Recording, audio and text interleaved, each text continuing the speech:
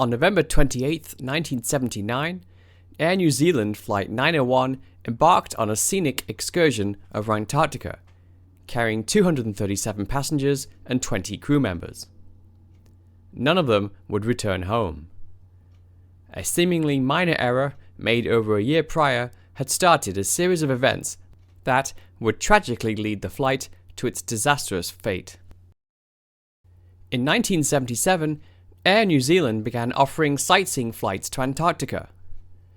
These flights were incredibly popular, and understandably so. Passengers would experience unique views of a wild and mysterious part of the world, one that relatively few had ever seen. The airline offered an appealing package. It included meals and refreshments, complimentary bar service, in-flight entertainment and commentary, and the unique opportunity to, what the airline called, look down on the lonely land of explorers such as Scott, Shackleton, and Byrd. Antarctica is a vast but sparsely populated continent. Its only human inhabitants are researchers, whose numbers peak at around 5,000 in the summer. Conditions there are harsh throughout the year. The lowest ever recorded temperature on Earth, minus 89.2 degrees Celsius, or balmy minus 128 degrees Fahrenheit, was recorded there.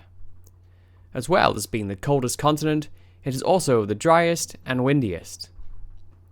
Although a once-in-a-lifetime experience, prices were expensive, $329 or $1,800 today. People would travel to New Zealand from all over the world, specifically for an Antarctic sightseeing flight. In fact, around 10,000 passengers visited the Antarctic on these excursions. On November 28, 1979, 237 people had booked tickets for the flight on Air New Zealand. This was around 85% of full capacity, which was normal for sightseeing flights like these.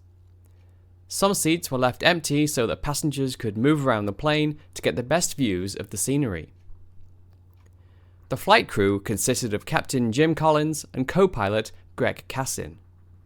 Both were experienced pilots, but had never flown to Antarctica before. They had, however, attended a routine briefing, including a 45-minute flight simulation and printouts of the intended route. It was to take them south from Auckland to Cape Hallett in Antarctica, before continuing along the coast to the Ross Sea.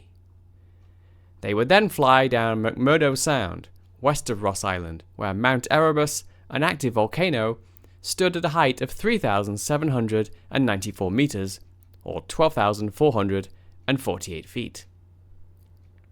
Over the vast expanse of the sound, they would bring the plane down to a lower altitude and offer passengers a better view. They would then head back north to Christchurch and stop for 45 minutes for refueling and a crew change before completing the journey back to Auckland. At 8:30 a.m., passengers and crew boarded the McDonnell Douglas DC-10. The first 4 hours of the flight passed without incident. Around noon, there were regular communications between the crew and both McMurdo Station and the tower at the nearby Williams Field. At 12:49, however, these communications abruptly ceased, and Flight 901 would not be reached again. By 2 p.m., having not heard from the flight for over an hour, the US Navy announced that they were sending out 3 aircraft in an attempt to locate the missing plane. Flight 901 had been scheduled to land in Christchurch at 6:05 p.m. that evening. Family members waiting for their loved ones were initially told that the flight was merely delayed, and that this was perfectly normal. The longer the wait went on, the clearer it became that something was very wrong.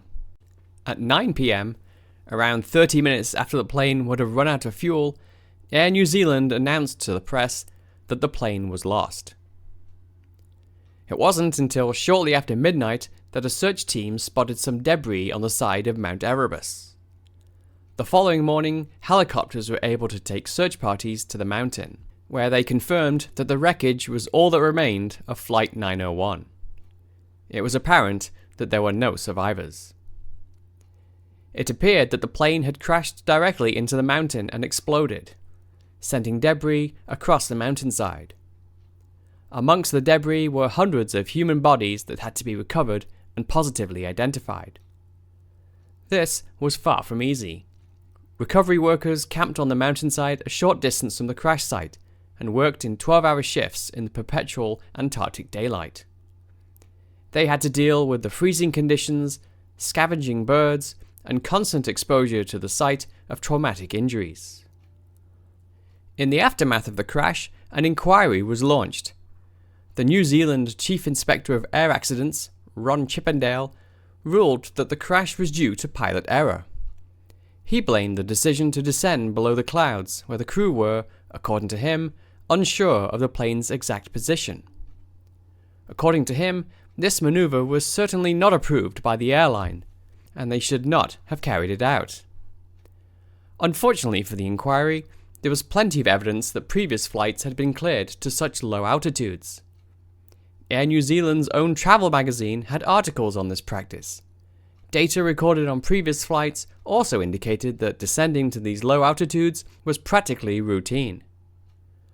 Pushback from the public resulted in a second inquiry, this time headed by Justice Peter Mahon. The findings of the second inquiry, released in 1981, told a different story. 14 months before the crash, data regarding the route had been computerized. During this upgrade, a transcription error was made, with a longitude of 164 degrees entered, instead of 166. Such a seemingly small error put flights on a route over McMurdo Sound, instead of flying above Mount Erebus as intended. Over a dozen flights subsequently followed this route. On November 14th, a pilot on a sightseeing flight noticed this discrepancy and reported it to an officer. The officer attempted to make a correction to the computerized flight plan, thinking it was only a small adjustment. He instead shifted the path of the flight 43 kilometers, 27 miles, to the east. The crew who were due to fly the next day were not told of the alteration. This new route matched the original flight plan from 1977 and directly overflew Mount Erebus. However, the crew had been briefed on the McMurdo Sound route and, having not been told otherwise, firmly believed that this was the route they would be flying. Now, you would think that the pilots should have noticed that they weren't flying over McMurdo Sound, but a combination of factors meant that this would not be the case.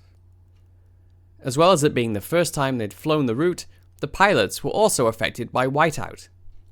This is a phenomenon where a cloudy white sky becomes indistinguishable from a white, snow-covered landscape.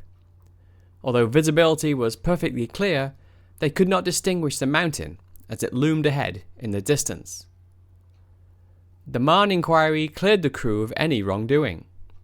What's more, it stated that airline executives and senior pilots of Air New Zealand had engaged in a conspiracy to cover up any wrongdoing, and accused them of an orchestrated litany of lies. Air New Zealand was ordered to pay more than half of the costs of the inquiry, but this ruling was successfully appealed at the High Court of New Zealand. It wouldn't be until 30 years later that Air New Zealand would even issue an apology, and when they did so, it was only for their actions in the aftermath of the accident, but not for the accident itself. In 2019, 40 years after the crash, they finally issued a full apology. A funeral was held in February 1980 to bury the unidentified remains recovered from the crash site. At that time, the friends and families of the victims had no idea just how long they would have to wait before the truth would emerge about the loss of their loved ones. The wreckage of Flight 901 has remained on the side of Mount Erebus, buried by snow, a silent reminder of the incident where 257 people lost their lives.